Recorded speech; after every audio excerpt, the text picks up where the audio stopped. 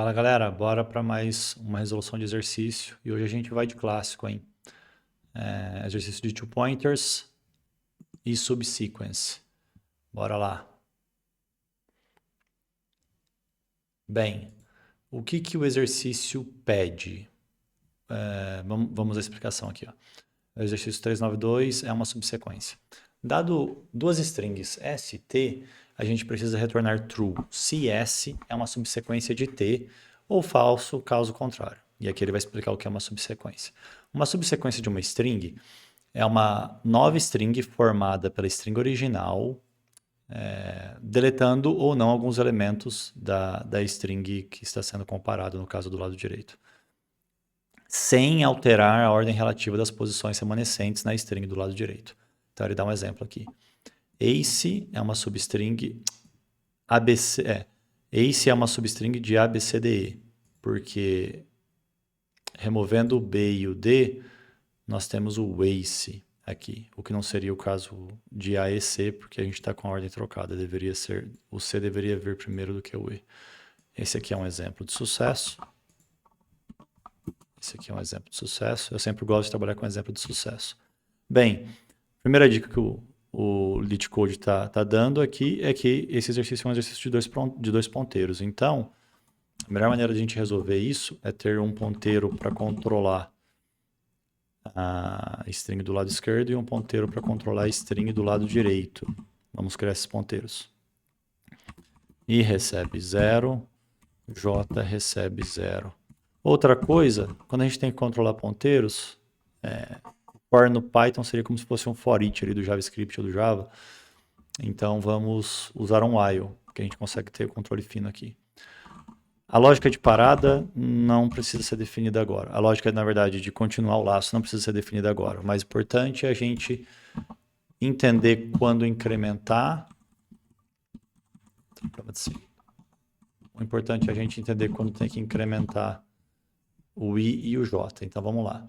Se eu estou na posição 0 de ambos, e aqui nesse exemplo, eu já encontrei um match, então, quando eu encontro um match de ambos, eu preciso fazer o quê? Incrementar a posição do I e do J para que agora eu passe a olhar o B e passe a olhar o H. Então, vamos lá. Se o S na posição I for igual ao J na posição I, significa que eu tenho um match e isso continua sendo uma subsequência válida. Então, nesse caso, o que eu faço? I mais 1, J mais 1, continue. Polêmica do dia, João Kleber. Else é geralmente um anti-patterner, deixa o código mais ilegível e, enfim, deixa o código muito suscetível a erros de lógica e é menos ilegível. Então, seguindo um padrão, uma boa prática de guard clause, é muito mais fácil você ler aqui, continue para voltar para o começo do while aqui. E, no caso, o else, além de a gente não precisar ter 3 linhas aqui para um else e várias indentações, nesse caso que seria um else simples, mas acontece, se você tiver else alinhado, isso pode acontecer. Então, a gente simplesmente dá um continue e indentação step back, a gente simplesmente incrementa o J. Maravilha. Significa que toda vez que eu achar, eu incremento os dois. Toda vez que eu não achar, por exemplo, que no caso do B está o B e o H. O H não é igual ao B, então eu só incremento do lado direito. E agora eu vou achar o B. Maravilha. Qual que é a lógica de parada aqui? A lógica de parada não, a lógica de continuação do while. O while só pode continuar enquanto o I for menor do que o ABC e enquanto o J for menor do que essa string grande aqui, que parece um trava-língua. Então, deixa eu salvar o len delas para não precisar ficar calculando sempre.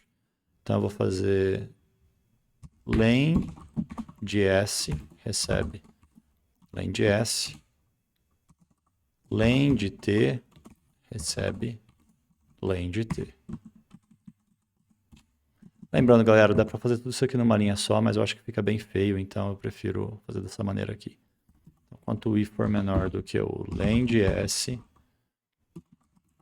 e o J for menor do que o len de T, continuo. Por que isso é importante? Principalmente na questão do J len de T. Se a string que eu estou querendo testar é só do lado esquerdo, por que eu preciso verificar do lado direito? Porque senão eu vou estar no loop infinito. E na verdade um loop infinito não, vai dar um index error, porque ele vai incrementar aqui inadvertidamente, uma hora o J será maior do que o length da string, e ele vai tentar acessar, inclusive aqui não é J, né? Que tem um erro de sintaxe. Ele vai uma hora o J será maior do que o length da string T, ele vai tentar acessar aqui numa posição que não existe, vai dar um index out of range, e seria um index error. Pois bem, beleza. E qual que é a condição de parada aqui, galera? Vocês concordam que só é uma subsequência se eu conseguir atravessar a string do lado esquerdo inteira? Então, só seria uma subsequência se o tamanho da string de S, que é 3, for exatamente igual ao meu I. Pensa assim, ó, estou na última posição do array. Essa última posição é a 2. 0, 1, 2. Certo? Estou na posição 2. Se eu não encontro C, vamos supor que aqui é o E. Eu não encontro C, eu nunca mais vou incrementar o I. Se eu não vou incrementar o I, quando eu chegar aqui na lógica de baixo, que eu não fiz ainda, return len de S é igual a I. Acho que fica melhor se eu fizer I igual ao len de S. Então, nesse caso aqui, I seria 2 e len de S seria 3. Então, isso não é uma subsequência porque eu não teria achado o C na string do lado direito. Todavia, se ele acha o C do lado direito, ele vai incrementar aqui. E aqui estava na posição 2, passa a ser posição 3. Em seguida, o while se torna falso, ele sai e aqui ele termina com I valendo 3. I é 3 e o len de S também é 3. Significa que isso aqui é uma subsequência.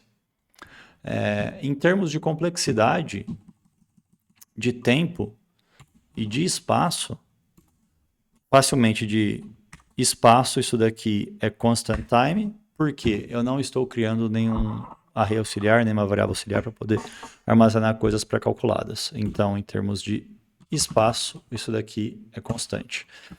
Em termos de tempo, eu acredito que isso daqui seja O de S mais T, onde aqui seria o tamanho da string do lado esquerdo, aqui seria o tamanho da string do lado direito.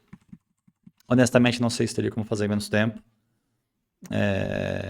em menos operações nesse caso aqui, né, em termos de análise assintótica.